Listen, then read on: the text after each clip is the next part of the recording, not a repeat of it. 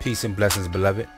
Come here to be educated, empowered, enlightened, inspired, motivated, and challenged to be critical and independent thinkers. Let's get to it. Peace and blessings, beloved, and welcome to the ID Me video series Postscript for the LeBron James Stand Up and Be Humble, and also the Delusion of Ego edition. And so we've taken quite a bit of time to cover LeBron James and his statement of being the GOAT.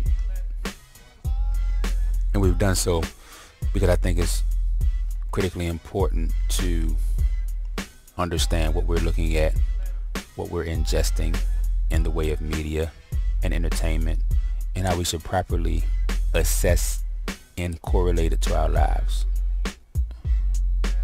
Because there's always wisdom to be gleaned from everything,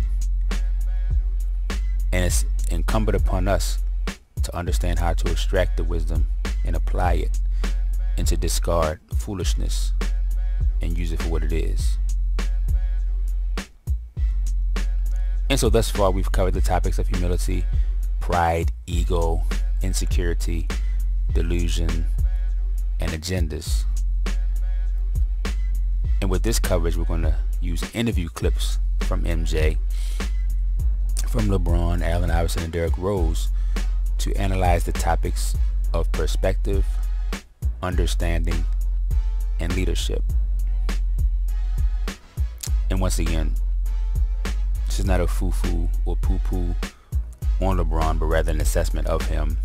And as such, what I'll do is end this coverage with my own personal assessment of LeBron's career and what I believe it actually says about him, both as a player and a person.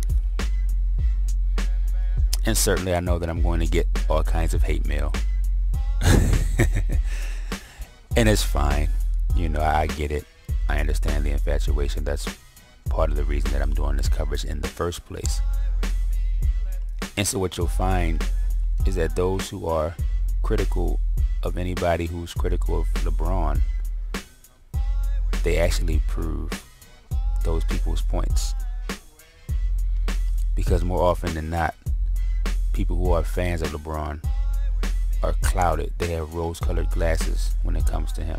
Just like, think about it, if you're in a relationship with someone and you want to believe the best in them and about them, and yet your love becomes blind to all of the red flags and everything that they're doing to offend you and to disrespect you and the relationship. It's going to take something I don't want to say cataclysmic, but it's going to take something very radical to cause you to take those rose-colored glasses off and actually see this person for who they are.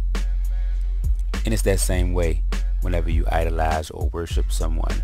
You put them on a pedestal, and what you'll find is that if you get down to the real them, they'll disappoint you.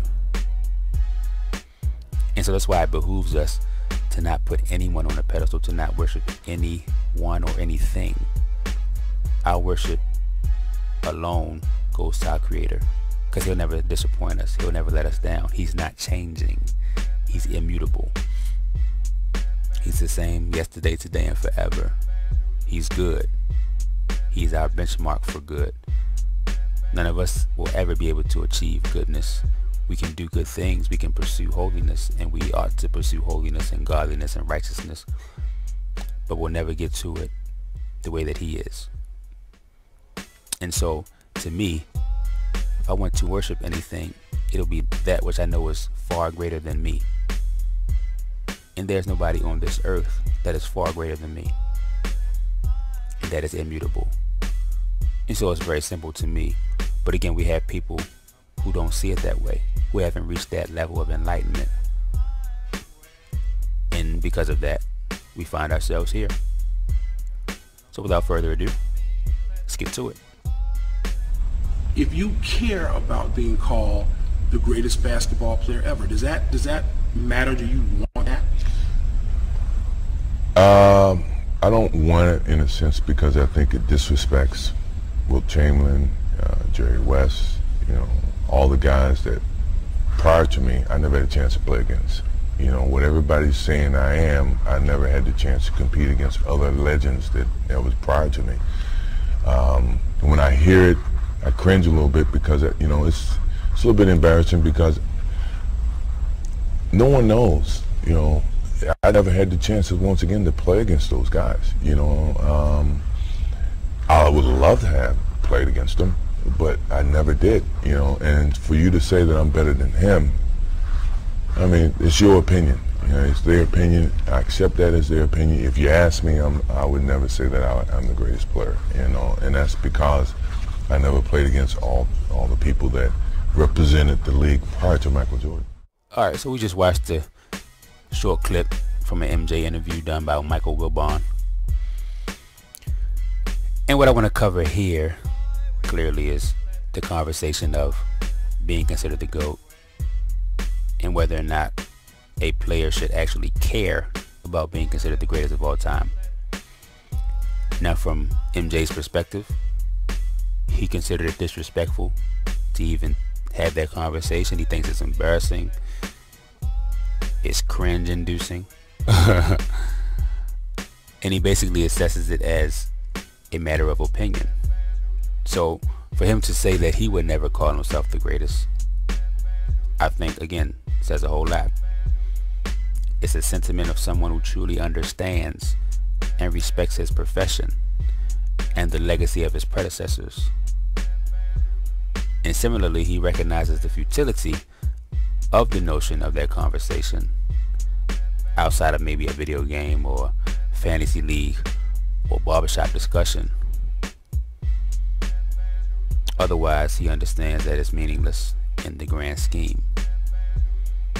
He's very confident in his stamp on the game, and he recognizes exactly what he will always mean to the sport. And again, it's important to have that security. And so his confidence, his security, his assuredness allow him to give credit and respect to those who preceded him and whose impact and legacy was noteworthy and considerable. So once again, beloved, it's important for us to understand our value, because once you understand your value, there's a certain confidence, there's a certain comfort, there's a certain peace that you can have with self that will allow you to avoid being duped and deceived into needing validation from external forces. Remember, your validation should come from within, from your creator. When you watch the game now, are you able to kind of point out where your influence is? Like, can you see a game and be like, okay, I can tell that that's my move right there? No, I can see it all. Because you know when something worked. Like, I used to copy people because it worked. Right. You know what I mean? Like, I wanted to jump like Mike. I wanted to shoot like Bird. I wanted to pass like Magic. I wanted to be fast like Isaiah. I wanted to rebound like Shaq. Like, and I wanted to take all of that and implement it in my game at 6 foot tall, 165 pounds.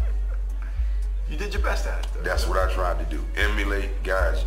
I mean, who don't take stuff from people? Right. You know what I mean? Why wouldn't you? Especially if you looked at them as heroes and they were great to you. Of some sort, right? Yeah, definitely. You can bite in basketball. All right. I feel like your career, you kind of felt like a lone wolf of sorts, right? You were like fighting. Obviously, you had a team, but it was you.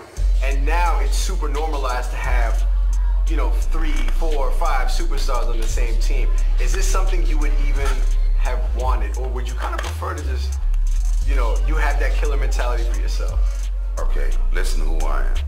The way, the cloth that I was cut from, and my mentality, my thinking was, okay, I'm the superstar. I'm the franchise player. Okay, I got teammates. When you look at it, all 11 other guys are NBA players. As well, right? So when you call this guy the 12th man on the bench, when you call him a bum, he can go outside right there and they can play 5-on-5. He'll bust everybody's ass. Kill. And the way I thought was, I'm playing for the first time in my life. I'm playing with 4 other pros. You know what I'm saying? So, and then you'll be around them.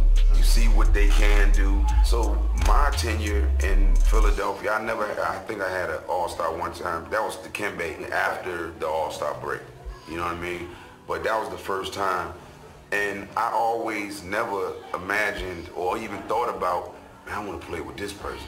I want to play with that person. It wasn't even a thing at that point. Because once you think, why would you think like that if it's not even going to happen? I want to play with these guys that I play with. You know what I mean? We had at one point when we went to the finals, we had the toughest, I thought we were the toughest team in the league. The Lakers were a better team. They were more talented. Right. But they put me in a position, what Coach did, and my teammates would tell me, you go out here and do what you do on offense, and we'll make up for all the flaws that, you know, that you have. And that's what they did. You know, they played all the defense. They got me open and all of those stuff. We were just a team. I'm curious to know, when you watch the game today, who is someone who you'd like to line up against? Somebody who you'd like to put 40? Against? Yeah, somebody who you'd like to put 40 on their head. Everybody. I always wanted to play in a game with Michael Jordan, but we played different positions. Right. So it wasn't a matchup like that. But I always approached every game the same way, because the guy that you think is a bum will have his career game because he's playing against you. All right, so you had this interview clip Complex did with Allen Iverson. And what I want you to note are a couple of things. We'll just go down the list of questions that he was asked, and we'll briefly touch on what I extracted from those answers. And so firstly, we'll note how he addresses the question about him using the moves of his predecessors in his own game. So just think about how humble, honest, and matter of fact he was in that admission. To me, this shows the true recognition that the game is bigger than he is, and that there's nothing wrong with genuinely showing love to one's peers. It's actually one of the highest forms of flattery, if you think about it. Definitely the highest non-verbal form. And to me, it shows his level of respect for the game of basketball and anyone's ability to contribute something lasting and impactful to it. And so again, he recognizes that he's not above another player. Yes, he has talents and gifts that God gave him and him alone, certainly. But he understands that alone will not win games. The game is not 5-on-1. The game is 5-on-5 for a reason. And then you have him addressing the lone wolf question. And this is actually the reason that I wanted to use this interview in the first place. And what I want to do is focus on the star and role player dynamic, and analyze how I believe a truly effective, impactful leader, and if you want to get real about it, a mature man should view it. And note what he says. We're all professionals. Meaning that, once again, he's not disrespecting anybody that puts on an NBA uniform. You know, either directly or indirectly calling them a bum or subpar or below average, you know, whatever nonsensical phrase you might use as a layman, as someone who's uninformed or unenlightened or just ignorant. And then note his use of the phrase cloth that I'm cut from. Now, people will surely dismiss that as an allusion to the era that he grew up in, which was prior to the level of freedom and power that stars currently wield. Again, we've already gone over that.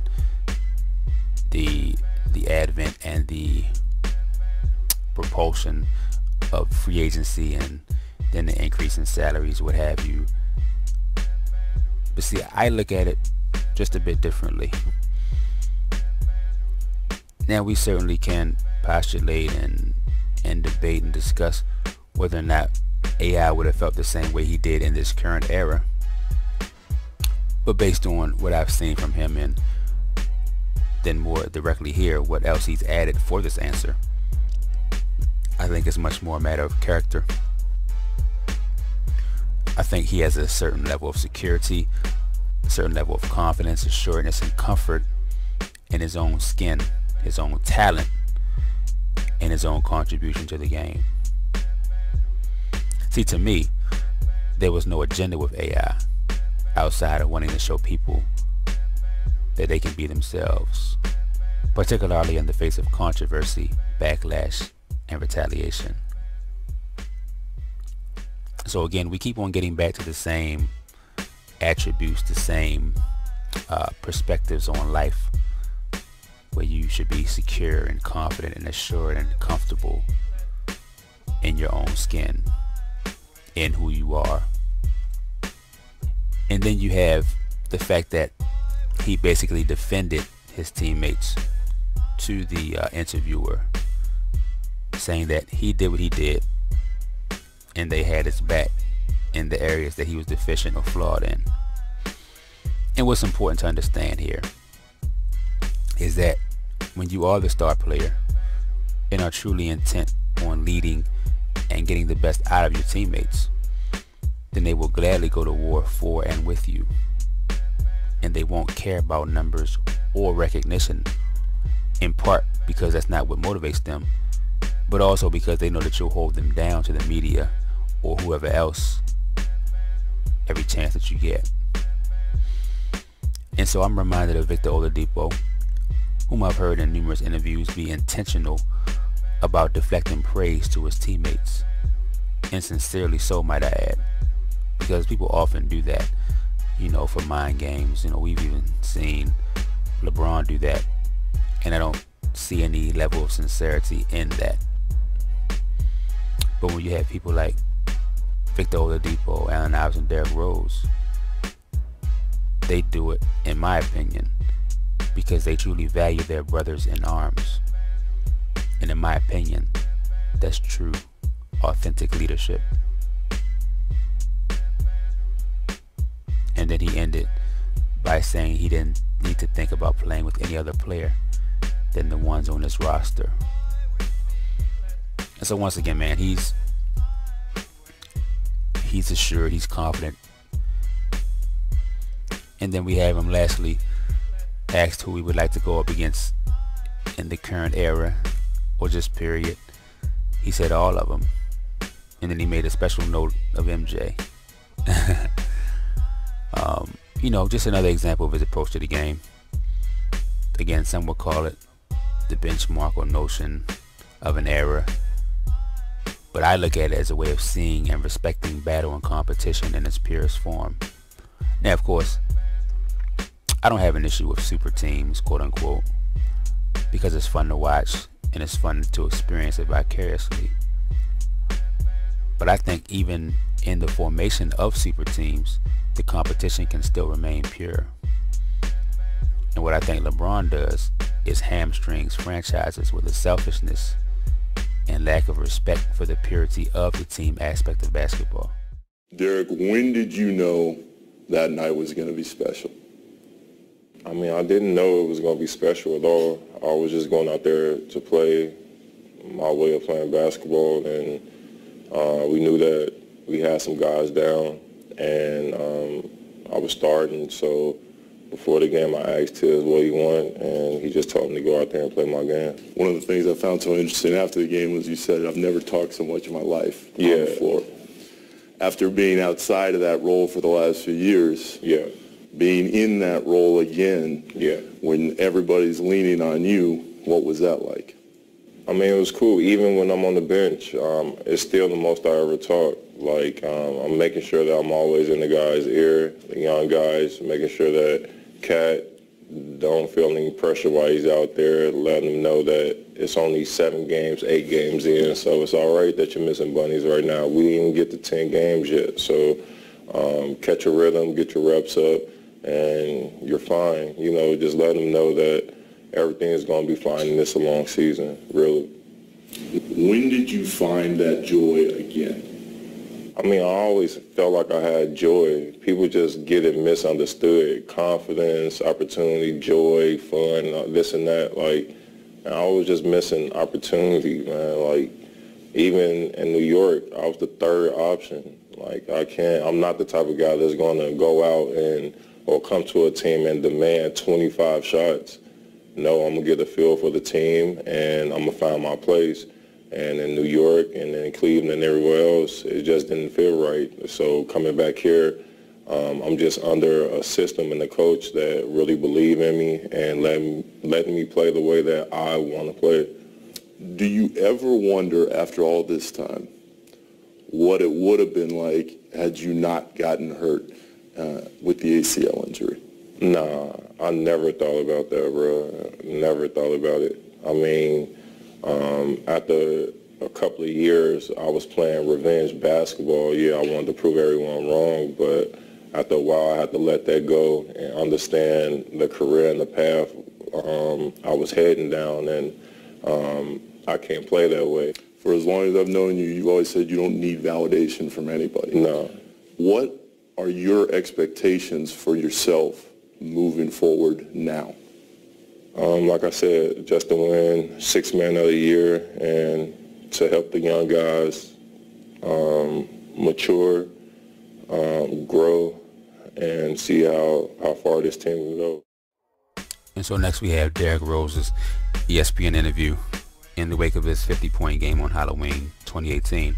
I covered this interview in its entirety in previous content. But right here, I just want to focus on a few questions just to drive home my point about what high character people, high character players, professional athletes think about their profession and life and their teammates. And so you'll note the initial question about the special night, to which Derrick Rose responded he just wanted to play his game, and that he had asked coach prior to the game what he needed from him.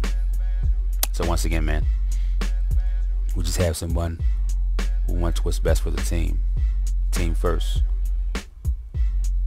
And again, some would say when you put others before yourself, that's a sign of weakness. But if you know anything about the scriptures, the Holy Word, the Bible, which I abide by, then you know that's actually strength in one of the purest forms of it. And then you have him commenting that this is the most he's ever talked. The fact that he's always in this guy's ears, giving encouragement, counsel, and instruction. Once again, looking out for the betterment of his team, understanding that the things that he's doing for these players transcends the actual game of basketball into the game of life. And then in reference to having joy for the game, he chalks it up to a matter of opportunity. So that's again a comfort and assuredness and a confidence and security in oneself. Think about it. Someone who asserts that they don't need to go to a team and demand anything, but that they want to understand what the team needs and find their place in it. Now again, some would say that's weak. You know, if you are alpha, you the best player, you go in there and you demand this and you demand that because you know you can put them in a position to win. And so what I say to that is this: you can still put your team in a position to win. And I think even more so if you're able to understand the current situation that you're walking into and how you can actually benefit the team, as opposed to trying to wield your power and manipulate to get your way for the sake of whatever agenda you have. Because most of the time when we use agenda, we know that we're talking about something that's a little more nefarious, a little more sinister. And so you think about Derrick Rose saying that in Minnesota, he's in a system that believes in him and that lets him play his game.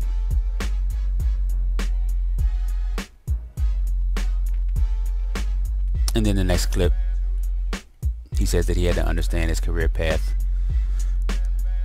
So again, being in tune with your environment, being in tune with how life has treated your body, how the game has treated your body, and understanding that you have to change some things about what you do for the game of basketball.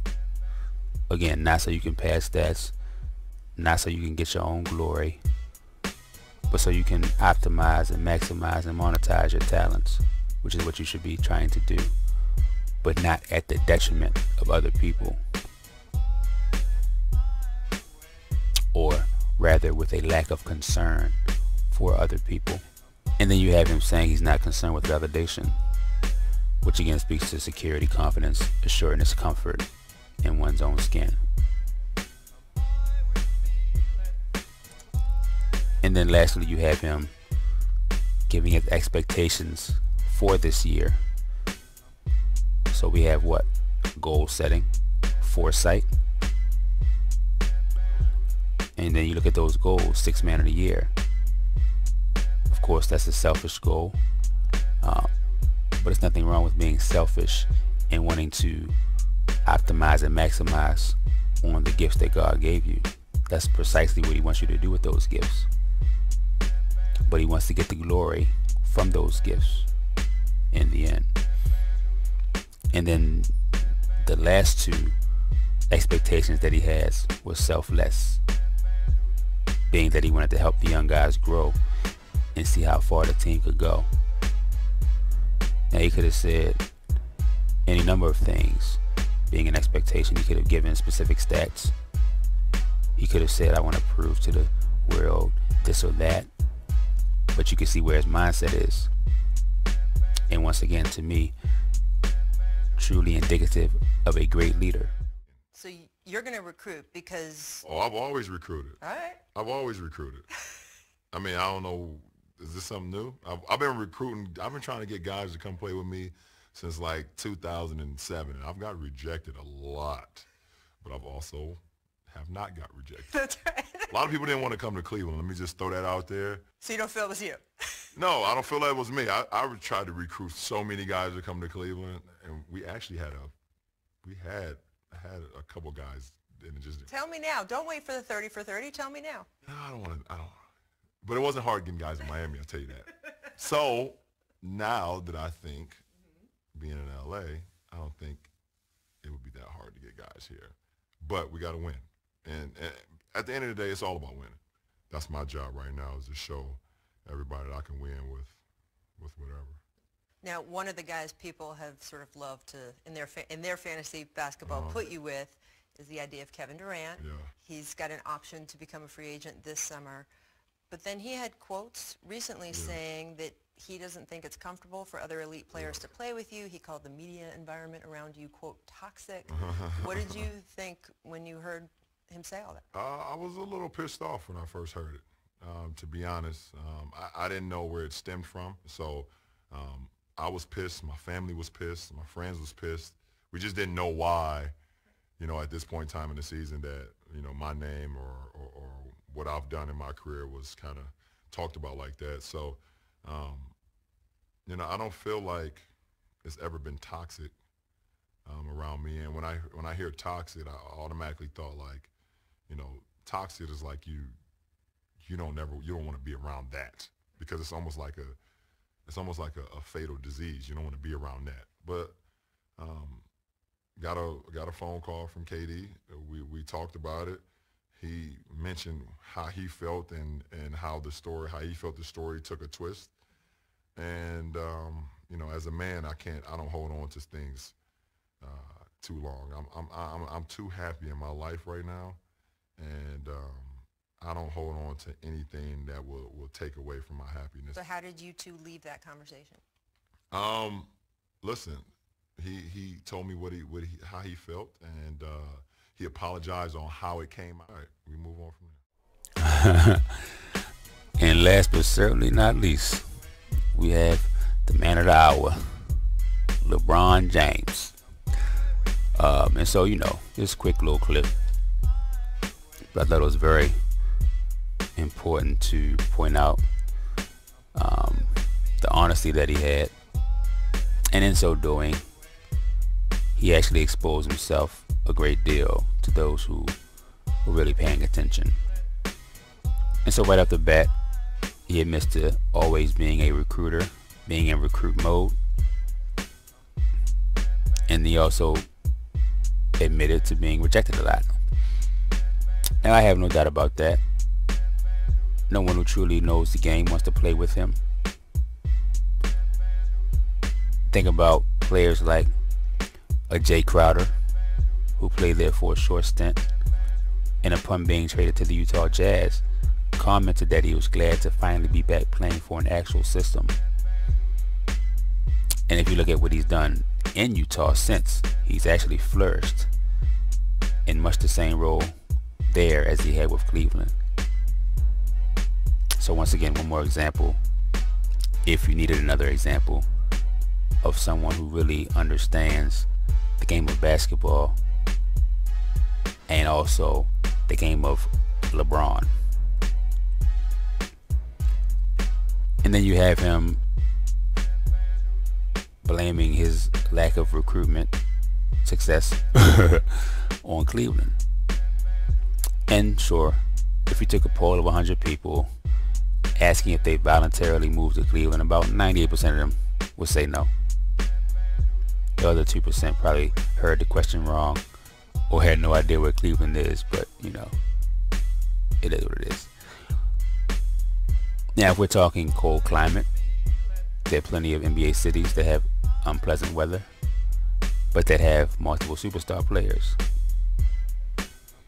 If the issue is market, then we already know that their profile would be raised and they'd have far more exposure, since Mr. James is a media darling and of course covered as such. So by my deductions, neither of those two things are valid enough reasons. But what you'll see the common denominator being in both cases is Mr. LeBron James and all the chicanery and dysfunction that he brings and that he draws in.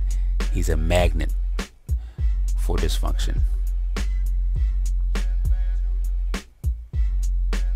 So moving forward, he said that his job now is to show that he can win with whatever.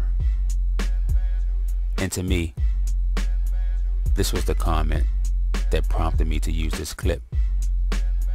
Because, in my opinion, this was an opportunity to provide to the world his view of the young talent that he has on his team. Because he's surrounded by talent, man. And if they had the proper player development, there's no telling where this team could be. But when you talk about raw talent, it's there. Absolutely, unequivocally. But you'll note what he did was use the term whatever. And I believe this is truly an example of how he views everyone on his team. And now you can make what you want out of the fact that a number of players declined to play with him thus far in LA. I'm sure he's going to chalk it up to circumstances and perhaps jealousy on their part. I'm sure that's what he wants to say about KD.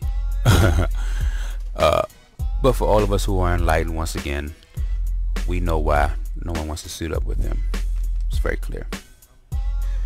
And then we get to the moment that everybody was talking about, and that was when Rachel Nichols brought up KD and his comments about the media environment around you being toxic. Now you notice his facial expression, his body language, and his chuckle. He knows everything that KD said in this quote was accurate, but being the hypocrite or actor that he is, he has to put on for the camera. And so he says he was a little bit pissed by KD's comments. Now I'm not sure if he was referring to post reading the transcript or not, but it's still in stark contrast to what his initial reaction was on camera. But once again, if he actually did read the entire transcript, then there's no way, at least in my mind, that he should have been pissed, unless he felt as if KD was exposing him, because we know full well that darkness does not like light. And so he said he didn't know why his name or what he's done in his career was being mentioned like that, and that he doesn't feel like the environment has ever been toxic. Well, listen, man, that's most likely because you're confederate in the toxicity, and you're so delusional and wrapped up in it that either you don't or you won't recognize it. Either way, you right smack dab in the middle of it. And then he references the convo that he had with KD, where KD explained how things got misconstrued. Now, here, I don't feel like KD owed him anything, but it is what it is. If you really read the article and you understand the context and his perspective, then I believe he made it very clear. And that it's just funny to me that LeBron was so quote unquote confused, right?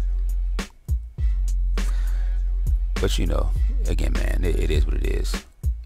I find this whole thing laughable. It's all theater, so you know, I'll always take it in stride. But again, this is for anyone who takes these things to heart and doesn't really step back and think about the situation and analyze it. And if KD truly apologized, I don't know if he did. LeBron said he did. But if he truly did apologize, then I may have lost just a little bit of respect for him. And I'll tell you why. Because A, there was no need to. And B, what you're doing is you're doing LeBron a disservice by not addressing his lunacy and the idiocy of everything that surrounds him. This let's just use your word, this toxicity.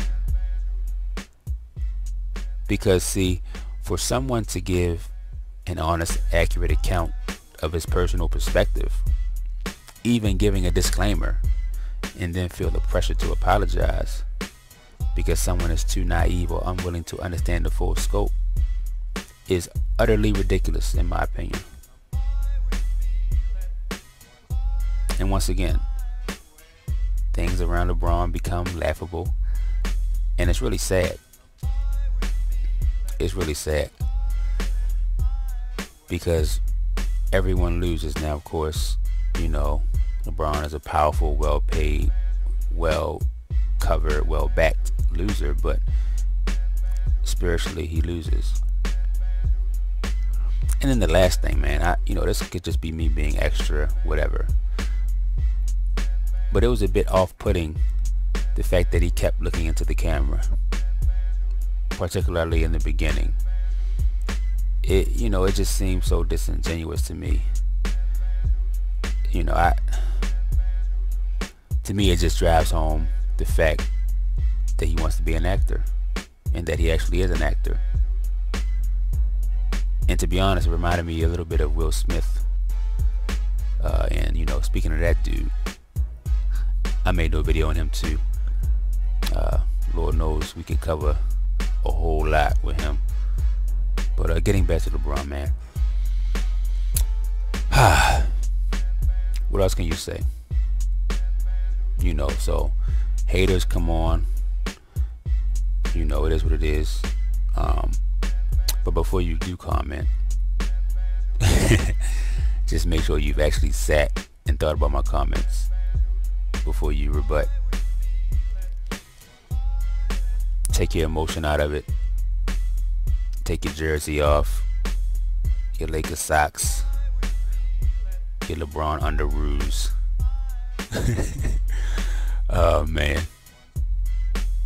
your little Cleveland Cavalier thermos, your Miami Heat watch, your NBA headband. Remove all of that and really think about what I said, because you really can't dispute much. I mean, of course, it's my opinion, but anybody with eyes to see and a mind to rationalize can see where I'm coming from. And so, beloved, I'm done. And you can call it a rant, a rave, whatever. Once again, whatever we cover here is so that we can reach a level of enlightenment on whatever that topic is, so that we can apply it to wisdom. And in this case, the topics we covered, I believe, are crucial to our personal development, our personal growth, our personal maturity. And it's definitely a cautionary tale against the worship and idolization of individuals. Never ends well, physically or spiritually. And so with that, as always, I thank you for the support. None of it ever goes unnoticed. And so I pray that you continue to do so. And I know you'll be blessed as a result. And as always, I look forward to sharing and growing with you. And having said that, until next time, be blessed.